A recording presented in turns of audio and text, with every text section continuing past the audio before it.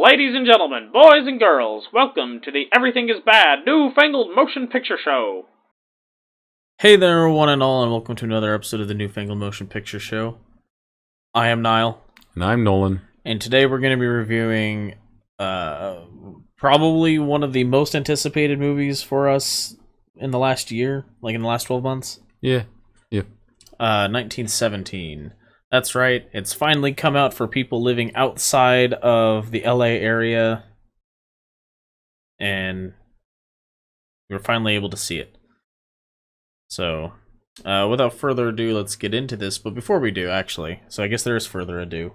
All the ado. We're going to be doing a spoiler-free review, and then giving you a spoiler warning, and then going more in depth into the movie after that. So, if you haven't seen it and you don't want anything spoiled for you, don't listen past the spoiler warning. It'll be very obvious, and there'll be text on the screen, too. So, you've been warned. Anyway, so this movie was as good as I was hoping it would be. Very good movie. In case you haven't found out, it won a couple of Golden Globes. What was that? That was last week, right? Yeah. Anyway, it won a couple of Golden Globes, and I believe one was for Best Drama. Let's see. There's an awards thing here on IMDb, isn't there? Yeah, under opinion, go up to the very top. Oh, yeah, right there. You spend more time on this website than I do. No, I could see it from where I'm sitting. Well, okay. Yeah, Best Director, Best Original Score. Oh, got nominated for Best Original Score. It didn't win, which I think is fair. The score was good, but like I couldn't even tell you what any of it sounded like now. Yeah, I mean, it did a good job of setting the mood and everything, Yeah. but no real standout pieces. Yeah, and Best Motion Picture Drama, which I believe is deserved.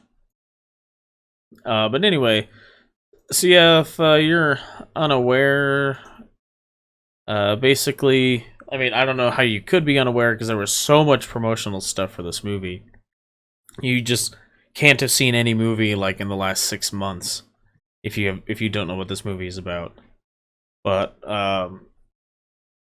these two lance corporals in the British Army during World War II are tasked with delivering a message to another regiment, calling off their morning attack because they get some new intelligence that shows that it's a German trap. Like the Germans are specifically making it look like they're retreating when they're really just laying a trap. Yeah, I was thinking about this. I don't know that 1917 is the best title for this movie. No. It takes place over the course of 2 days in April of 1917. But, you know, it's 2 days in 1917. It feels like that, with a name like it feels like it should be a broader scoped movie.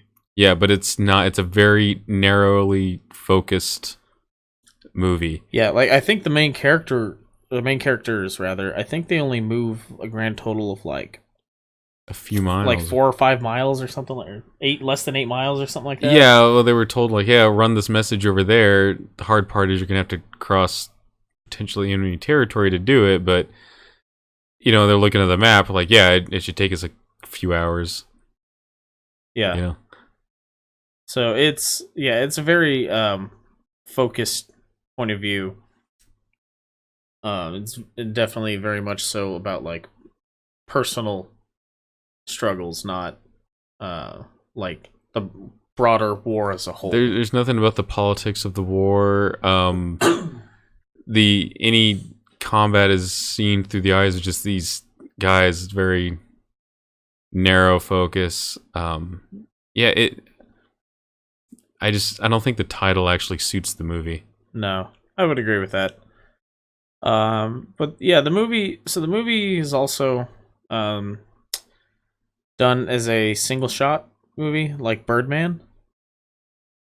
That's the most recent thing that comes to mind. That's that kind of style. Yeah. As far as an entire movie doing it. Yeah. Right. So we were actually watching the movie trying to figure out where the cuts were.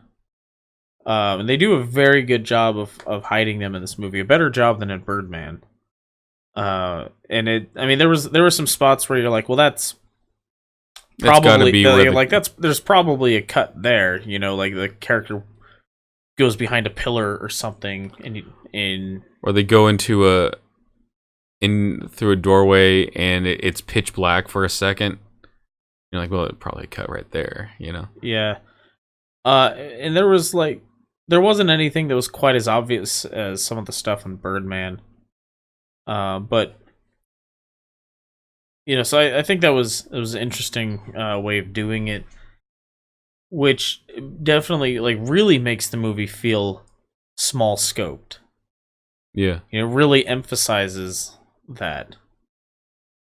That being said, it does feel like they play with time a little bit. Yeah. There's some things, and we'll probably get more into it in the spoiler part. But there's some things that it feels like, well, it has to have been more than the couple of minutes that it's been since this thing happened. Yeah. It's hard to explain without spoiling anything. And also the fact that, how long it takes them to get where they go. And the fact that the movie's 2 hours long? Yeah, it's like an hour and 59 minutes or something like that. Yeah. So it definitely feels like they're sort of compressing some things down. But yeah, it was an exceptional war movie. They do a really good job at showing just the horrible conditions these men were living in these trenches. Just everything is wet. And it just smells and yeah. It just looks absolutely miserable. Just living at a level of discomfort constantly. Yeah. And so and it just looks cold and miserable. Yeah. And I mean, I'm not as familiar with the history of World War I as I am with World War II. But from what I could tell, at least just on this small scale, it seemed like they got things pretty accurate to history. Although I think maybe it seemed like they weren't covered in quite enough mud.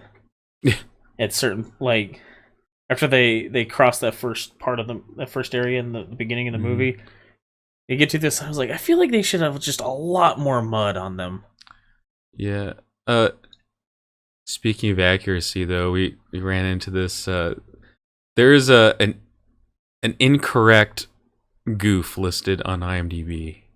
Say it ain't so. That never happens. Well, this goof says, because it's throughout the course of the movie, one of the characters fires his rifle 10 times or so without reloading.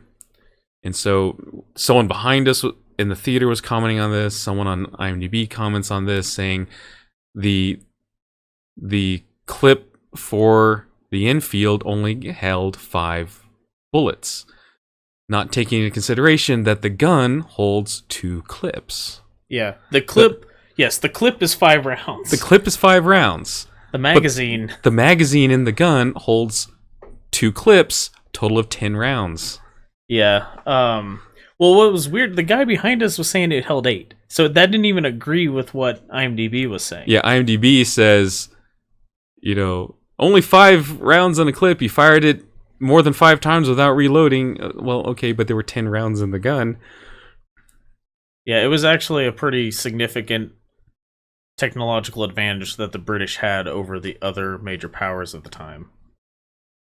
But yeah, I mean, I think they definitely seem like they got everything pretty accurate. And again, not as familiar with World War One, and in particular, I'm not as familiar with British equipment and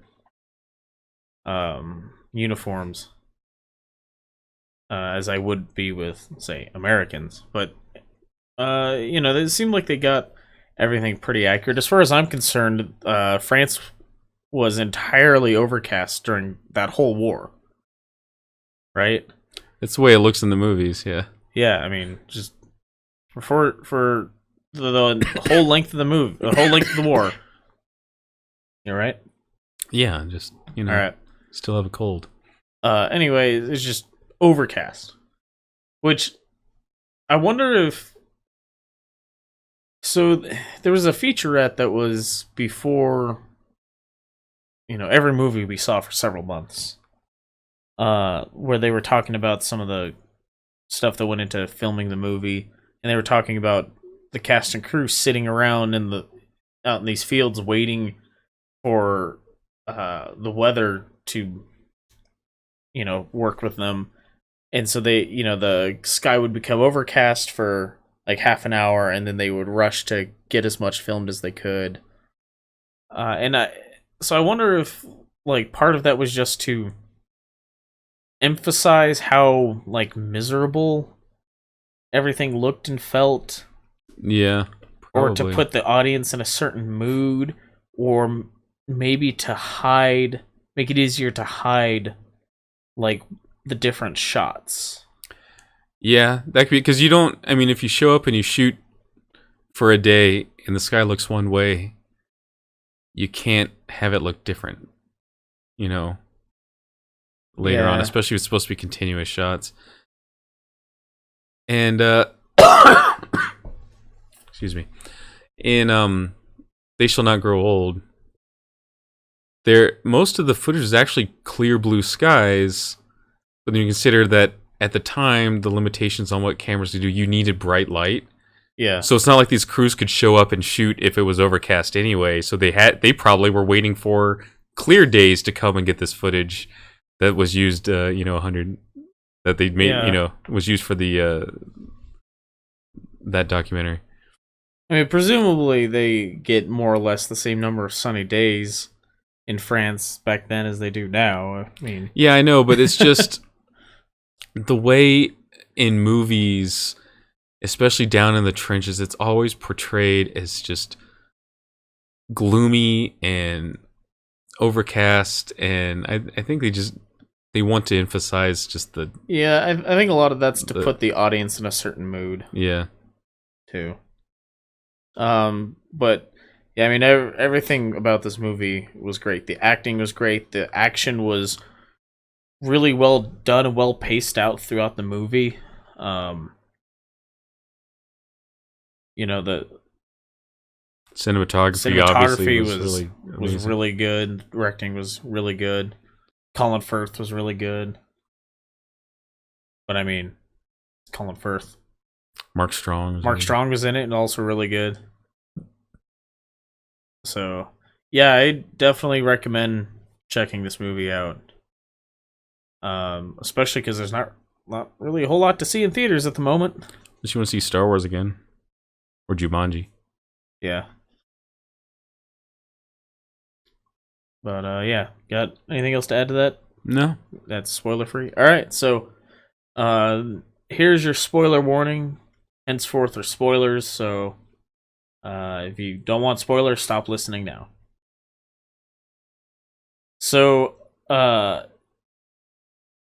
man, there's just like it feels like the time thing, like the time, like compression or whatever manipulation you want to call it, feels more emphasized at that little farm, and then when he crosses that river, like from when he gets to the farm, or from when the two guys get to the farm, and the one of them dies, and then to when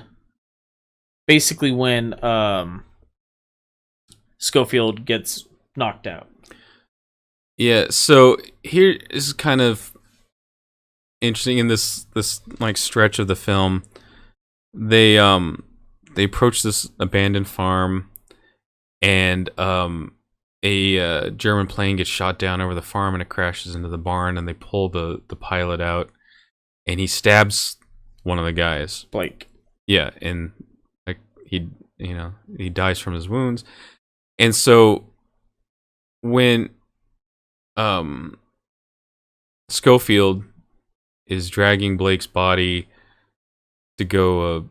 I don't know where you trying to drag it to specifically, but he was like dragging it out of the mud into the grass. Yeah. Anyway, so while he's there, like a couple other soldiers show up, and then this officer, lieutenant maybe, Mark Strong, shows up and he takes them, and then like on the other side, just on the other side of this, like the wreckage of this farmhouse, there's just a whole bunch of soldiers there. There's a whole like caravan of vehicles, several trucks, and it's like it feels like, how did they show up? Because they're like, oh yeah, we came when we saw the smoke from the crashed plane. And like, well, that was literally a minute prior. Yeah. You know, and so it felt like they're kind of playing with time. Like maybe he would have been sitting there a lot longer, and then these guys showed up. And then he gets in the back of the truck, and they drive for just a couple minutes. But they make it feel like it's a lot longer time. And then they get to a point where the Germans have taken out this bridge. They're going to go further upriver and cross at a different point, but he needs to cross right there. So he turns away and starts crossing the bridge, and then there's a sharpshooter up in this building shooting down at him. Well, there's no way those trucks have even left by that point. I mean, maybe they've left, but they're not far down the road. Like, no, I mean, but it had only been like, okay, bye, see ya, and there's like guys outside of the trucks, and then like 30 seconds later he starts taking fire. Yeah. From crossing the river. So, you know, that would have been really stupid of that sharpshooter to open fire on him when there's clearly like several trucks right there, like a company of guys. Yeah.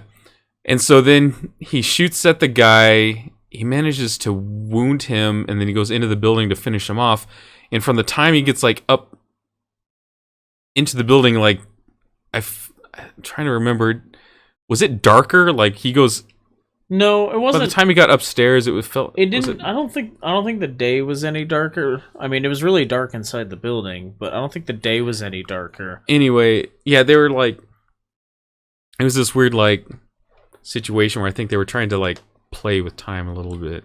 Yeah, and like the truck ride, I mean, he gets out and it's just such a completely different area, but he's only in the truck for like 5 minutes.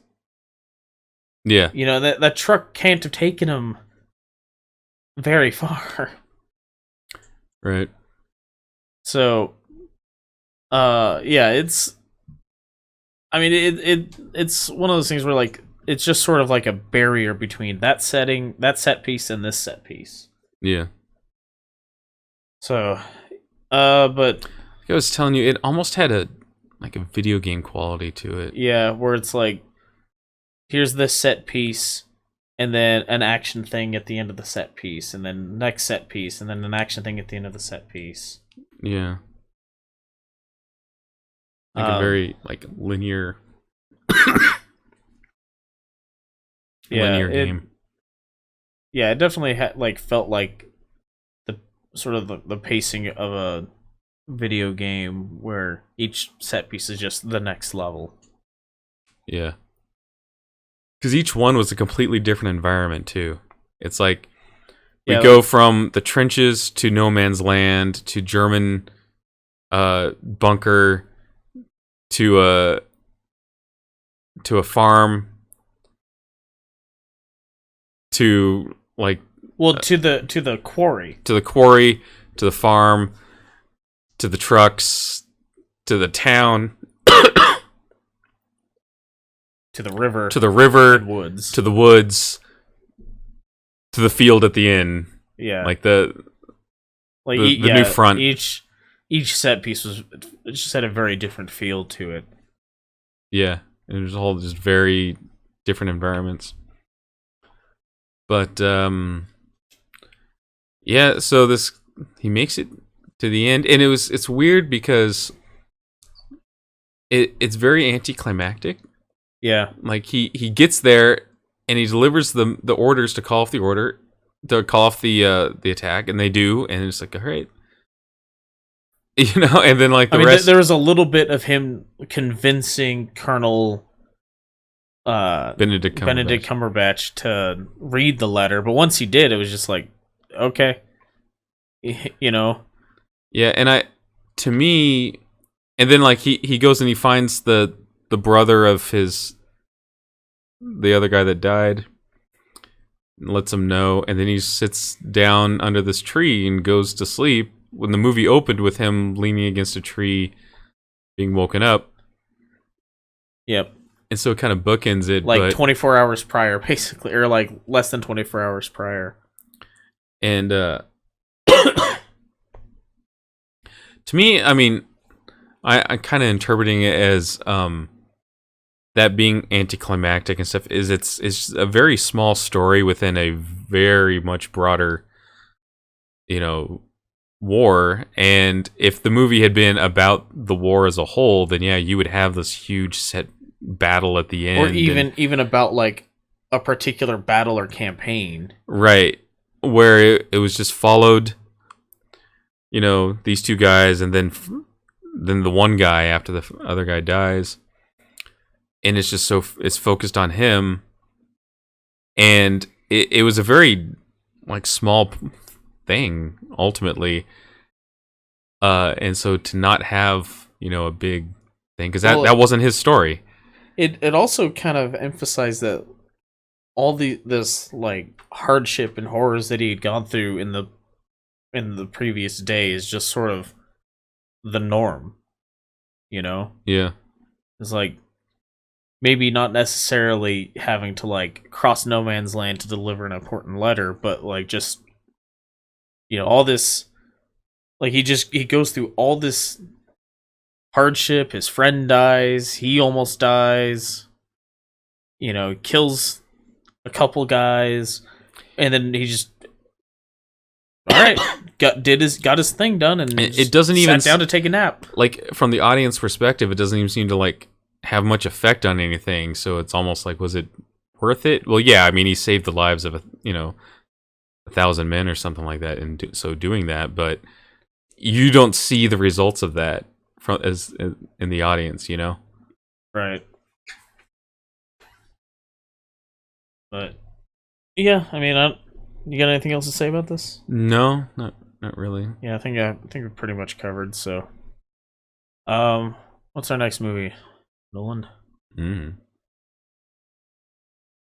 Let's see, coming soon, according to IMDb. Bad Boys for Life. Doolittle. And then in 2 weeks is The Gentleman, which has a pretty low Metascore on IMDb, which I don't know. What's VHS? What is that? Go ahead, Cop. Bizarre retro comedy shot entirely on VHS and beta follows 12-year-old Ralph as he accidentally records home videos and his favorite late-night shows over his parents' wedding tape. Nah. Alright. Only 72 minutes long. Yeah, well, VHS tapes didn't hold that much. Actually, I tapes hold a lot, but if it's on beta, then no, you might only get 72 minutes out of a beta. Yeah. And then we've also got The Last Full Measure coming up in a couple weeks. That might be a little late, the review on that. But yeah, it's just not a whole lot. Not a whole lot coming out. I mean, it's the time of year, slow for movies. Next month we've got Birds of Prey, which looks dumb and bad, but we're gonna see it anyway. We've got Sonic the Hedgehog, which looks dumb and bad, but we're gonna see it anyway. Call of the Wild, are we seeing that? I don't know. Mom wants to see it.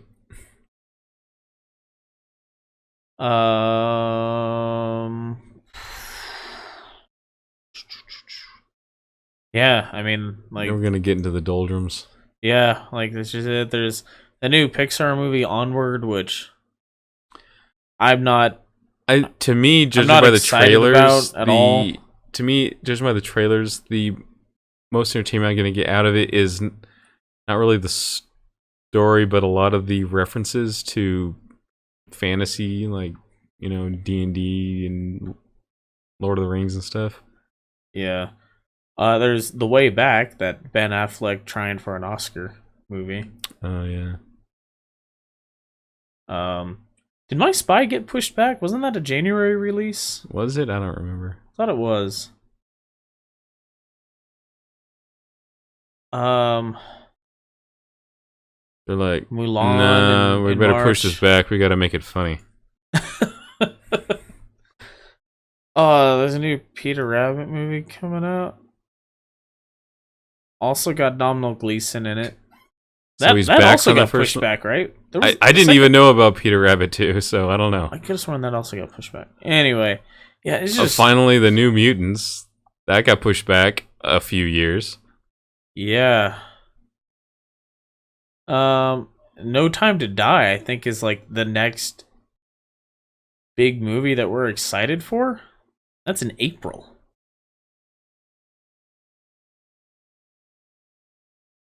Yeah, I think that's probably the next thing that's like we're really looking forward to, right? Yeah. Huh. Man, this time of year sucks. So, anyway, so it's going to be kind of sparse for the next couple months, but if any of that sounds of interest to you, hit that bell. That's the important thing these days, right? Maybe? Bell button.